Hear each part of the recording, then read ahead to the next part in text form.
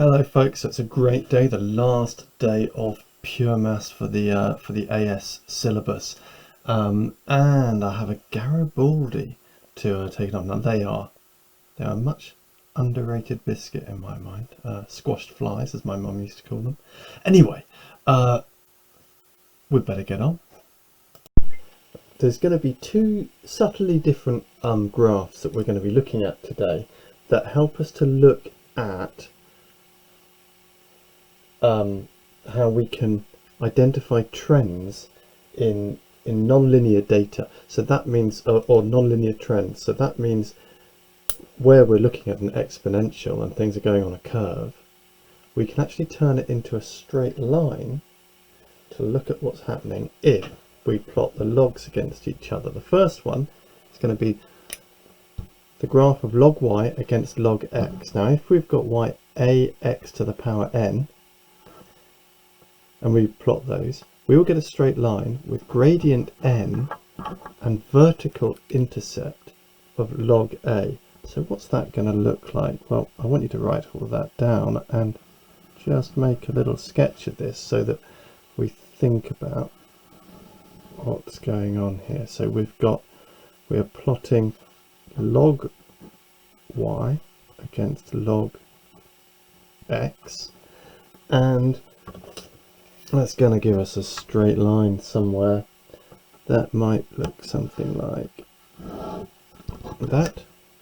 And then what we'll be able to say is that that point there on the y-axis will be log a, and the gradient, the steepness of the line, the log y divided by the log x, will be n, which is the power that you've got there in the equation. Now you're going to need to write down the question that's about to pop up, but don't worry about the table, because I'm going to do a slightly different table that you can write down in a moment. So just write down the question parts of what we've got coming up now.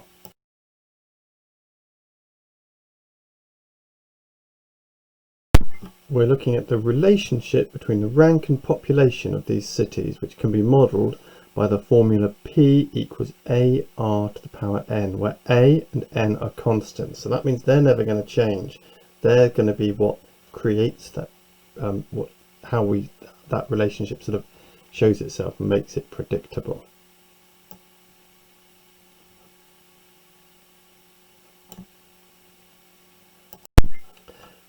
Right, so here's our table ready to fill in so we can do part A, which was asking us to give the values of log r and log p to two decimal places. But before that, it's always worth thinking about whatever the data is. If there's a context, think about that context. It may help you later on, might not, but always makes it more interesting. First of all, we haven't got rank 1. Why not? At the beginning, it said that London had been excluded as an outlier. Now the population of London's somewhere over 9 million, so that's a massive jump up from there. So that's probably why it wouldn't have lay on a straight line. However, we don't expect the gaps to be the same, and if you look at the gap from Birmingham to Leeds, from the second to third place, it's 270,000. The gap from third to fourth, that's 110,000. Then the gap from Glasgow to Sheffield shrinks a bit more to 90,000. Then the gap from Sheffield to Bradford shrinks a bit more to 50,000, and I suppose you get more and more cities and that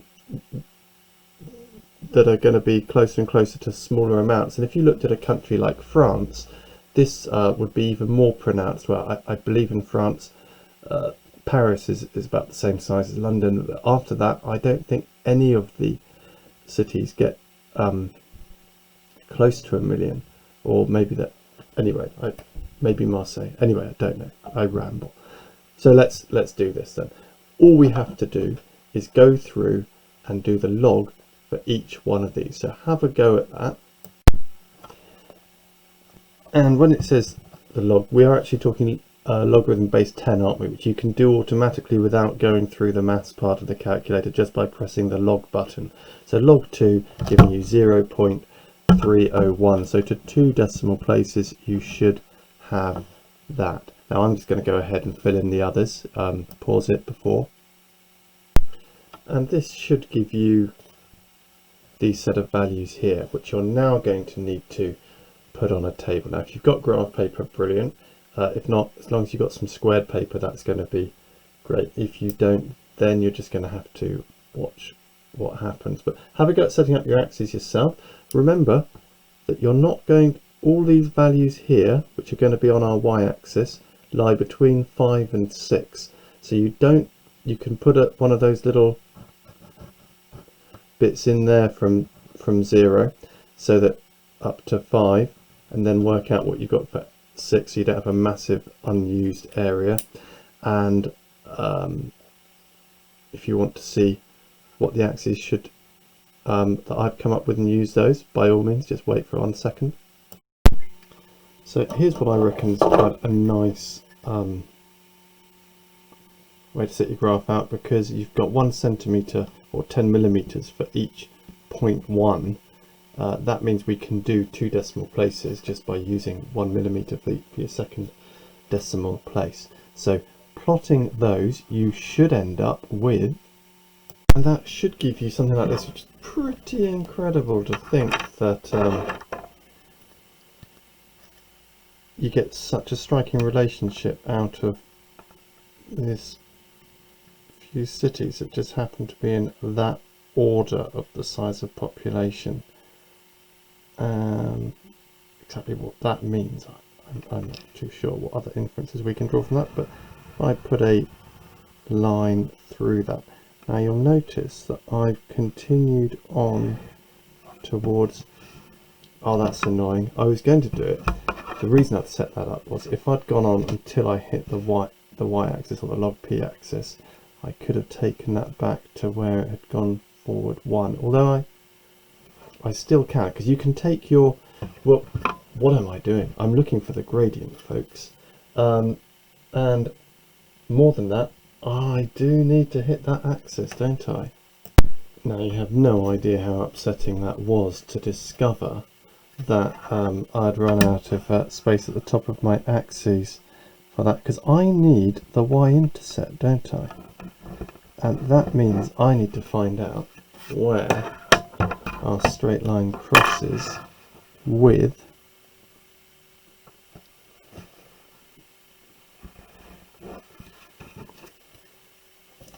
the log p axis. So there's 6, there's 6.1, that would be 6.2, and it's really close to being, and they say they want it to 2 significant figures, so that's going to be like 6.19 or 6.18 or something, so that's going to definitely round to 6.2.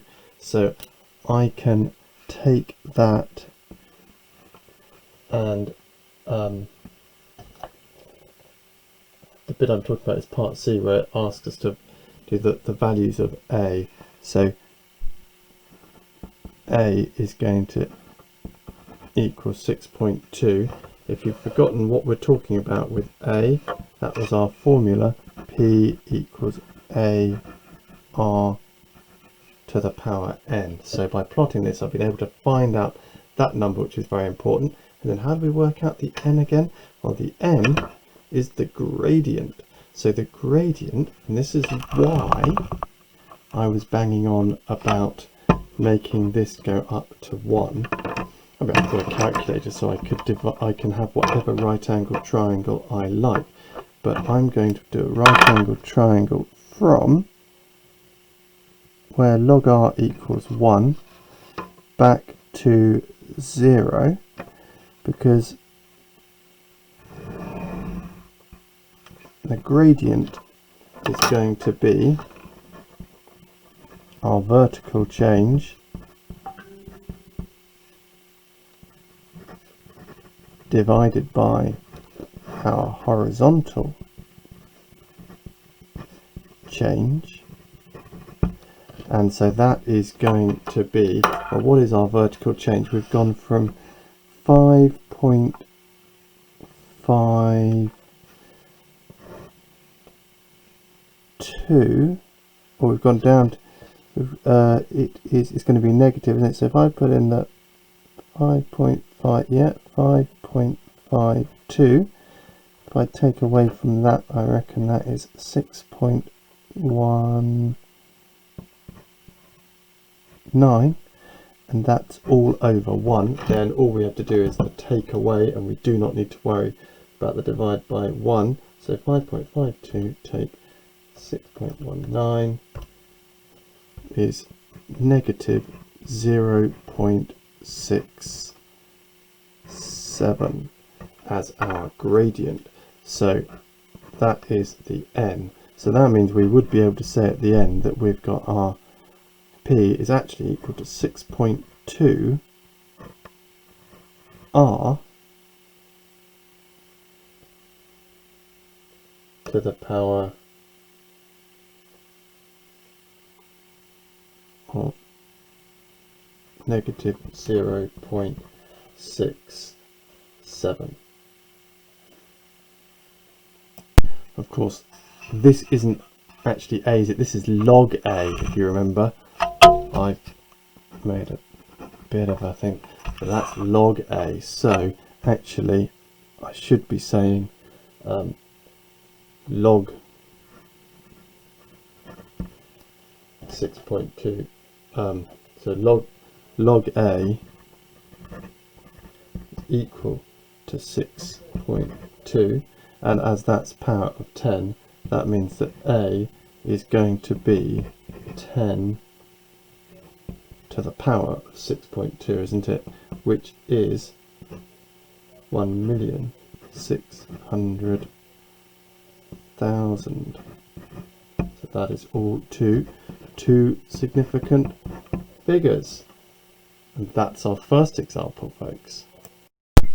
Okay, the second and final example for today is going to be based around this slightly subtly different fact, which is if y equals ab to the power x, so no longer n but x, which is because of the graph, the x-axis, then the graph of log y against x, so we're talking log y against x, will be a straight line. So again, we are popping a straight line in just like we had before, with gradient log b and vertical intercept log a. So we have still got log a as being the vertical intercept, but this time the gradient, the vertical change divided by the horizontal change, is going to be log b. So instead of having the log on the axis, the log becomes on the gradient. The gradient is going to be log b, which is whatever our change factor is, that the original number that is being expounded to exponential power. Okay. You are about to see the question for our next example. You're going to need to copy that down, please, and so pause it and then wait for me to go through it.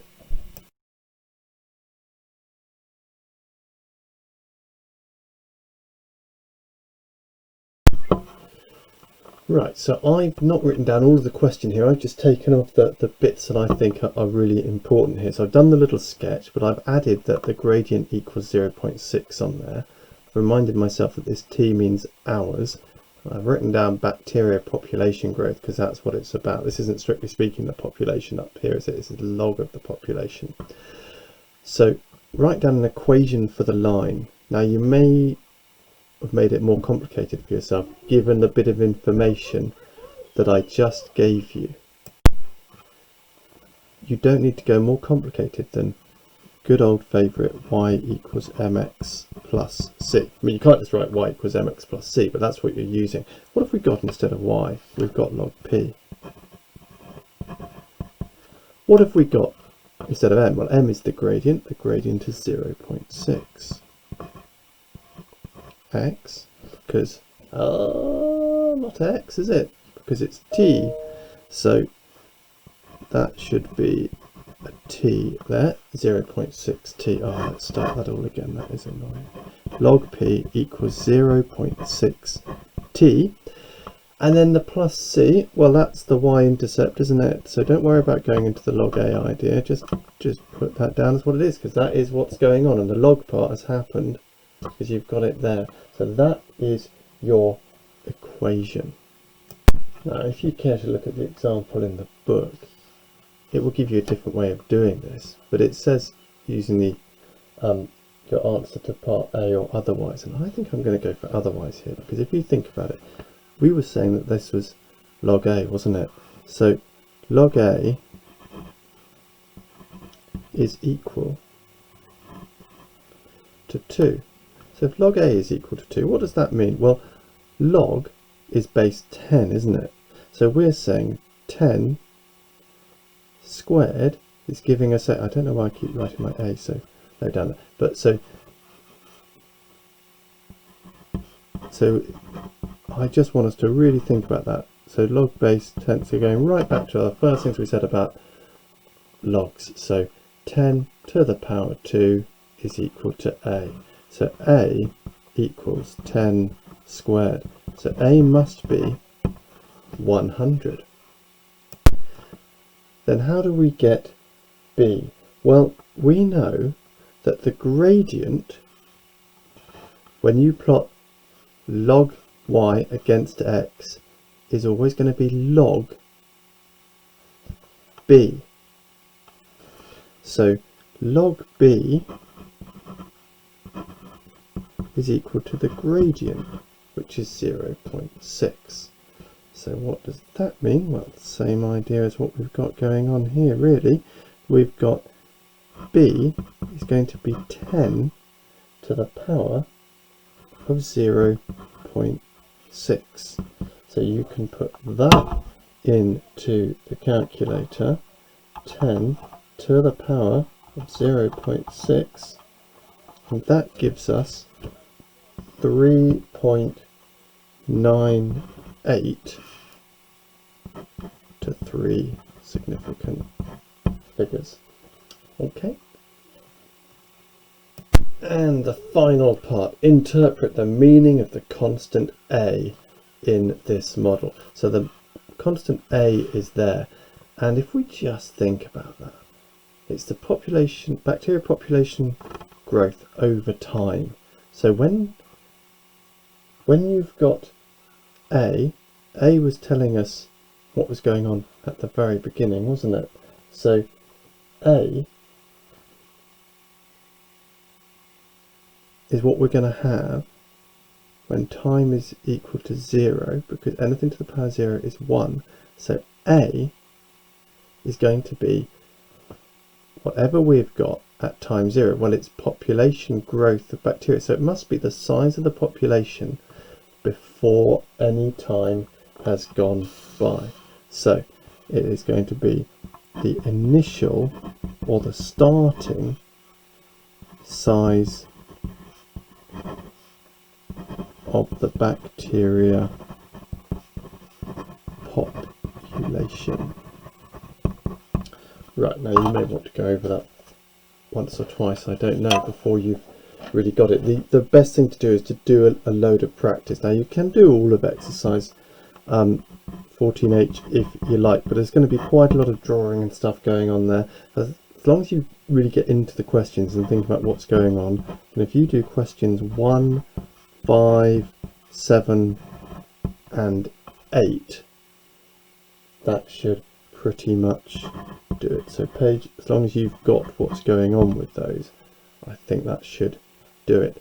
Okay folks, that is it for Pure 1. I will though be back tomorrow to give you an idea about what we're going to do in terms of revision and stuff going forwards before next term for that.